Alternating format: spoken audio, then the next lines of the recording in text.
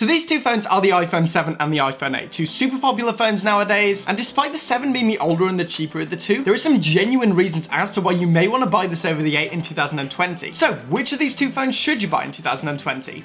Let's find out. First off, we have the specs. In most areas, there have been some incremental upgrades. For example, the iPhone 7 features the Apple A10 processor, whereas the iPhone 8 features the A11 Bionic. And we're going to be talking more about what this means later on in the performance section of this video, along with how the 2GB of RAM works, which is actually the same for both of these phones. The iPhone line didn't actually see the upgrade to 3GB until the release of the iPhone 10. Both have multiple storage options, the iPhone 7 having 32, 128, and 256GB of storage, whereas the iPhone 8 storage options are 64GB, 128GB, and 256GB, so we do see an increase in the base storage compared to the iPhone 7. Now, on the new market, this was nice. However, on the used market, this is all accounted for, so if you do choose to go with the 32GB iPhone 7, then you will get a nice price drop. In terms of weight, the iPhone 7 weighs in at 138 grams, whereas the iPhone 8 weighs in at 148 grams. This weight increase was probably due to the glass and aluminium build of the iPhone 8. To be honest though, neither of them are that heavy. Each phone does have a range of colors, and while the iPhone 7 does have more available, personally, I love this gold finish on the iPhone 8. It just looks so clean. In conclusion, as I said before, it does seem to be mostly incremental upgrades going from the iPhone 7 to the iPhone 8. On paper, none of these upgrades look all that significant. However, as I said before, we are going to be talking about how each one of these phones performs later on. Following on, we have the build quality, of which the iPhone 7 actually takes a clear lead. While the glass back on the iPhone 8 does look absolutely stunning, it increases that breakability factor by like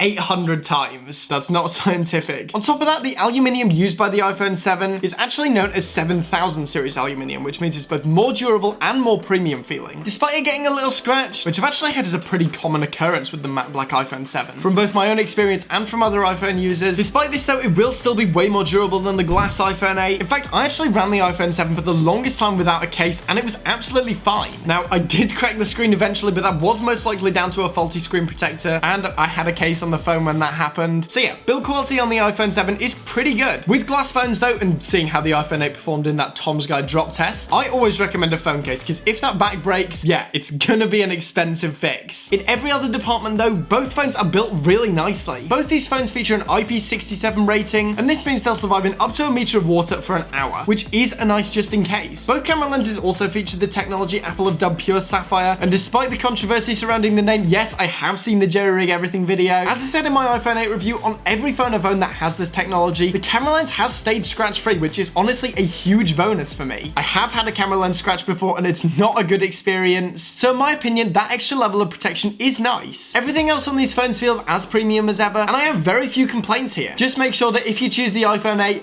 please put a case on it. Next up, we have the screen, which looks to be almost identical. However, there were some pretty nice upgrades on the iPhone 8 side of things. Both phones feature that same 1334 by 750 resolution with the same 16 by 9 aspect ratio. They also both have the same 4.7-inch screen size with no reduction in bezels. However, the first difference between the two is with the brightness. The iPhone 8 has a peak brightness of 625 nits, whereas the iPhone 7 actually has a peak brightness of 603 nits. Honestly, in a real-world application, this isn't too noticeable. Both actually do pretty well in bright light situations. In fact, I actually took the iPhone 7 with me on holiday last year, and I never found myself unable to see the screen, so even though I do personally prefer a brighter screen, I can't really complain. Another addition to the iPhone 8 that I personally love, and I believe makes a genuine difference, is that True Tone display. Now, this was ported over from the iPad line to the iPhone 8, and it essentially senses the color temperature of your environment and adjusts the white setting accordingly, almost like auto white balance on these DSLRs. I personally really like this feature because, as I've said before, I edit almost all of my casual photos on these mobile devices now, so having accurate whites for color grading in Lightroom is actually super helpful. This can be turned off and isn't essential, but honestly, it's one of those features that's really hard to go back from. Yeah, all in all, True Tone, big plus for me. Both phones also feature 3D touch, which is again another feature I personally love. I've talked about this before, but essentially it allows for different actions based on force. So if you press harder on something than usual, like an app icon, a drop down will appear and you'll have a shortcut menu that wasn't there before. I personally really like this feature. It's honestly a shame in my opinion that they got rid of it on the newer phones. On these two phones, however, it works absolutely great. Very little delay, nice tactile bump, and I haven't had any issues with the 3D touch on either phone. In terms of screen build quality, as I said in my review, I did have some issues with the iPhone 8 screen scratching, as well as a cracked iPhone 7 screen. Again though, this was most likely down to a damaged screen protector. Overall, in my opinion, the screen is one of the most important parts of a modern smartphone, and while both are nice, the iPhone 8 does take a clear lead here. After this, we got button placement, which is pretty much identical on both of these phones, which is just as well, as in my opinion, opinion, I think this might be one of the best configurations that Apple have ever made. Everything's properly laid out with an isolated lock button, separate volume up and down keys, as well as the ever useful mute switch. There's also no weird lock button configuration like there is on my personal iPhone 10. To be honest, I'm still not crazy about the fact that holding my lock button now triggers Siri and like volume up and lock being phone off. However, with both the iPhone 7 and the iPhone 8, they still have the original key bindings, which in my opinion is nice. In terms of a headphone jack, neither of these devices have one. The 7 actually being the first to remove it, and while this was a big deal at the time, there's a ton of third-party adapters. Bluetooth headphones are widely available nowadays, and so while it is an extra thing to carry, it's pretty much the standard in the smartphone market at this point. Yeah, overall, they're basically identical and still amazing. Next up, we have the home button. Again, both of these have the same Force Touch home button, which I actually prefer over the physical home button because it's flush with the bottom bezel and solid state, so it's less likely to break because it has less moving parts. And again, these function in pretty much the same way. Both have 3 tactility settings. I use the third on both, and overall, it doesn't seem like all that much has changed. Up next, we have one of the most important features on modern smartphones, the cameras. Well, it doesn't look like much has changed initially with both the iPhone 7 and 8 having a single rear camera, both having a 12 megapixel resolution and an aperture of f1.8. However, I think this is one of the areas where there was a significant upgrade both to how the camera works and the overall image. First of all, with the iPhone 8, that A11 Bionic processor we were talking about earlier, that brought along a brand new image processor. This led to overall better pixel processing, faster autofocus in low light, and better noise reduction. We also got a significant improvement to the user experience, especially in low light. Both phones have that auto HDR feature, however, to turn it off on the iPhone 8, you actually have to do that in the settings. I personally leave it on there because it does a fantastic job of leveling everything out in a way that looks natural. In fact, dynamic range is overall improved on the iPhone 8, as well as a nice bump in saturation without it looking overdone. Yeah, out the camera colors, vastly improved on the iPhone 8. Now, this isn't to say that the iPhone 7 has a bad camera necessarily. In fact, I used it for months, and especially with a little bit of editing, you can get some really nice images out of this thing. In fact, I was using the iPhone 7 when I made the decision to stop using this big camera for my casual photography and just use my phone. The selfie cameras are, again, very similar. Both have a resolution to 7 megapixels, both have an aperture of f2.2, but again, colors do look a little nicer on the 8 from what I've seen, which in turn does lead to nicer skin tones. Yeah, overall, on the photo side of things, I'm very pleased with both. However, on the video side of things, the 8 does take a definitive lead. The iPhone 8 now does 4K at 60 FPS versus 4K at 30 FPS on the iPhone 7. The iPhone 8 also has better slow motion with 240 FPS in 1080p versus 240 FPS in 720p with the iPhone 7. Now, granted, I do prefer 120 FPS anyway, which both phones can do in 1080p, but still, the overall higher quality slow motion is nice. The 4K on both looks great, but having the option to slow it down to 24 FPS for that super smooth cinematic look on the iPhone 8 is really nice. In fact, 4K 60 FPS was one of the deciding factors that helped me choose this camera. That said, I've used the iPhone 7 as a B camera in these videos before, so despite the 8 taking the win here, the 7 does still look pretty good. As I said before, both of these phones are running iOS 13, and all of the apps that I've tried have actually performed really well. Social media runs great, I never get stutters on things like Instagram. The games I played, being Animal Crossing, Pocket Camp, Coffee Corp, and some other casual games, have all run great, and Lightroom Mobile is as good as ever. For now. As nice as it would be, phones don't stay good forever, and while both are fine at the moment, I'll be willing to bet that the iPhone 8 does eventually last longer. And this leads me on to the next point, longevity. Seeing as the iPhone 8 was released a year later with iOS 11, rather than with iOS 10 like on the iPhone 7, the iPhone 8 will most likely get an extra year of iOS support. Most of the time, this is about 5 years, and seeing as we're currently on iOS 13, neither of these are going anywhere anytime soon. But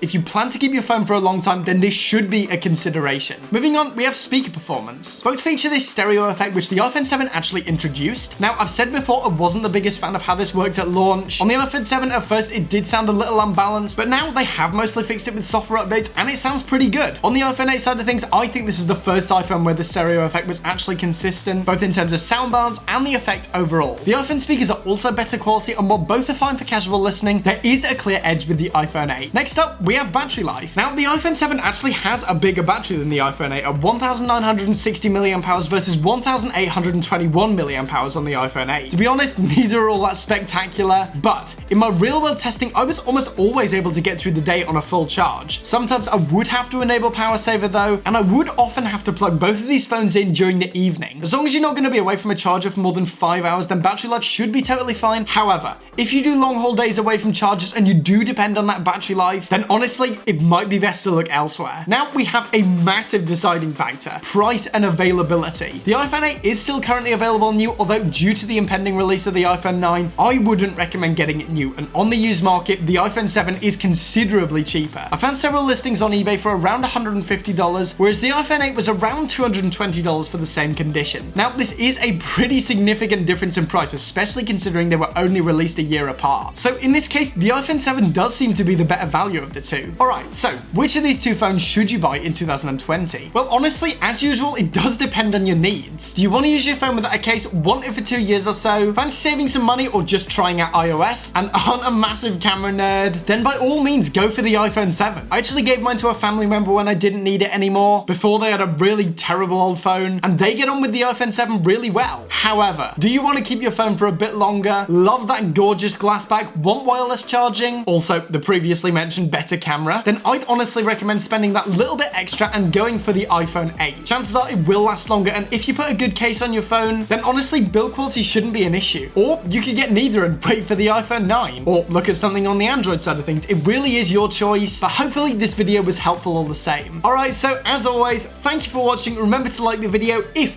you want to see more content like this, then smash that subscribe button. I'm sorry for the audio quality in this one. I actually had to send my microphone back. Had to go back to using the old shotgun mic. That will hopefully be fixed next time. But for now, I'm done, and I'll see you guys in the next one.